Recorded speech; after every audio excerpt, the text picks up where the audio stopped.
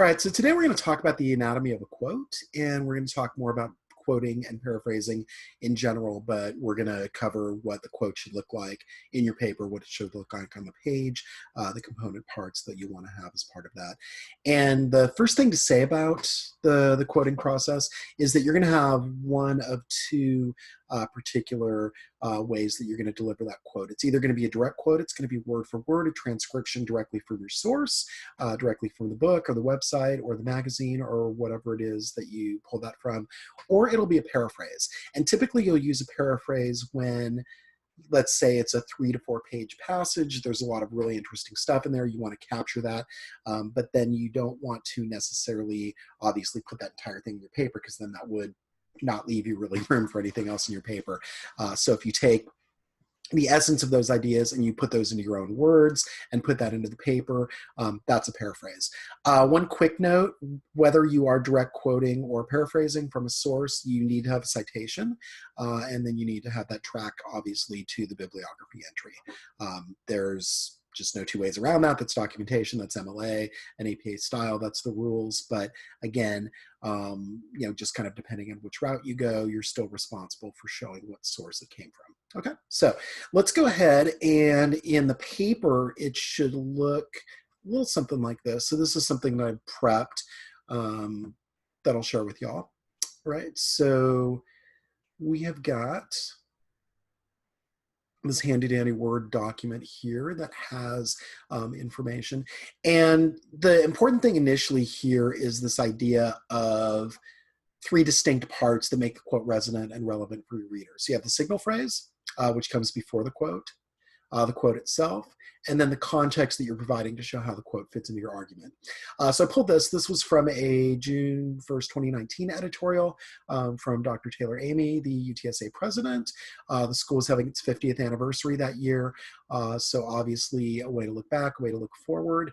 And he had this quote here. So that was great. Really good quote talking about UTSA and its role within South Texas, within the larger community, thinking about it helping San Antonio become what it is today and looking towards a brighter future.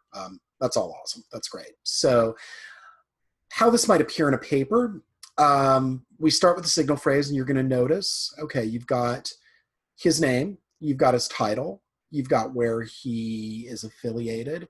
So all those sorts of things that build ethos are built into that. And then where it came from, right? So a 2019 San Antonio Express News opinion piece, right? So again, if you are writing this the year that it came out, you probably want to be a little bit more specific in the date. For our purposes here, if we're writing in 2020 or beyond, that is just fine. But you'll obviously, in the bibliography entry, have the exact specific date. And then here's our quote, right? Our founders recognized UTSA's potential to create prosperity and to drive socioeconomic mobility for South Texas. In essence, they laid the groundwork for San Antonio to become what it is today, one of the fastest growing cities in the nation, a city that people are drawn to for its history, culture, and way of life, as much as for its career and educational opportunities. That's great. Okay.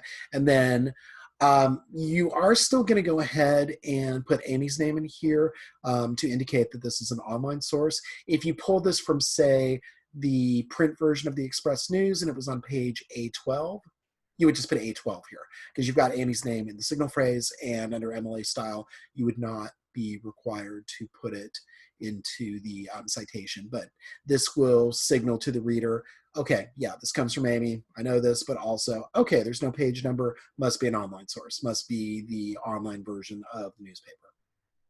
And then in red here, you've got the context, how this fits into the argument, why you've decided to pull this quote, right? So you could have the quote stand on its own and have your reader do the sort of legwork and make the connections, but that's not really the kind of argument that you want to utilize and that you want to present, right? So you want to use a quote and you want to provide context. You want to show how it is actually moving your argument forward. So the growth that Amy discusses, growth that UTSA has helped foster, is evident through modern day San Antonio, but especially in the development of the campus itself and its surrounding neighborhoods over the 50 years since UTSA opened.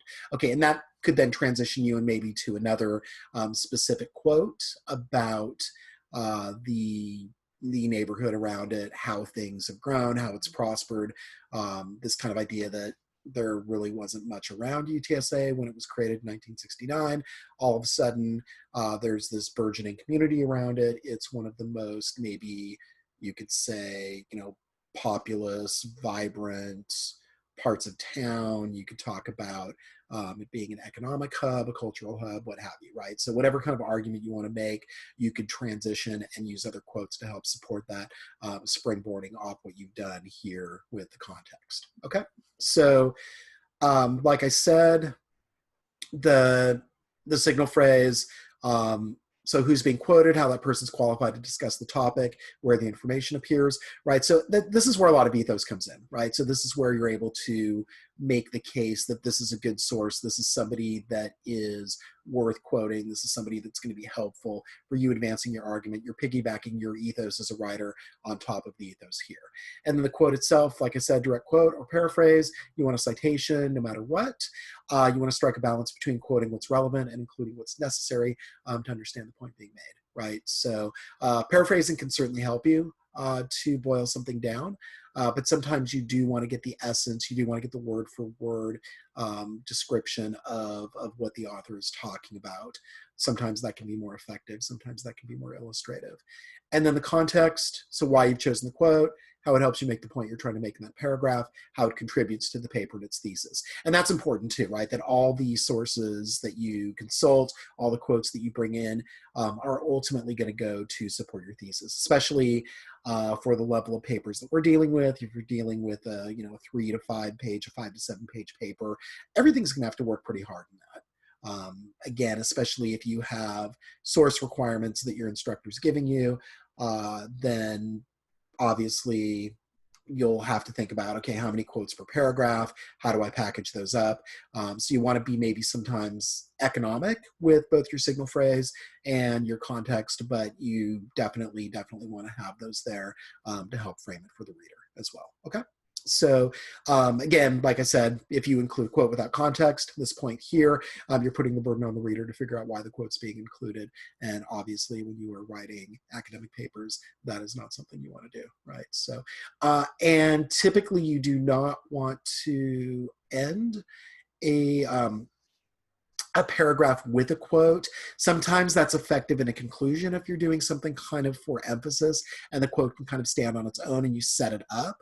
I mean, there's obviously not absolute 100% rules about that sort of thing, but typically you're going to want to somehow frame things for the reader before you actually let them on their way, right? So typically, definitely in body paragraphs, if you're ending with a quote, that's probably a signal that you're not providing context, and there's probably a little bit more work you need to do. So just be mindful of that as you construct your papers. Again, yeah, sometimes like what I like to say is that the body paragraphs are like little cars that your quotes ride around in, right? And the seatbelt and the seat kind of function as the signal phrase and the context, right? They keep them in the car, they keep them safe, they keep them grounded, they keep them able to kind of get where they need to the reader, okay, to extend the metaphor a little bit further. All right, hope that is helpful, and we'll, I'm sure, talk more.